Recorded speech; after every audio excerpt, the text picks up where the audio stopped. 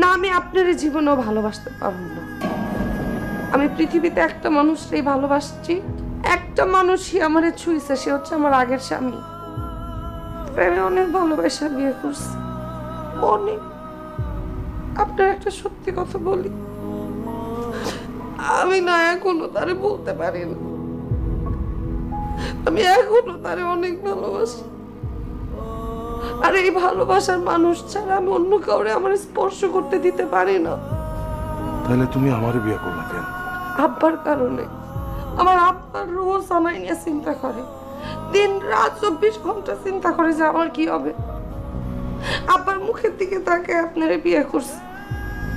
একবার তো আমার নিজের বাপরে কষ্ট দিছে, দ্বিতীয়বার আর দিতে চাই নাই। ওরে মাফ করে দিয়েন আপনারা, আমি স্বামী হিসেবে মানতে পারবো না, ওরে মাফ করে দিয়েন।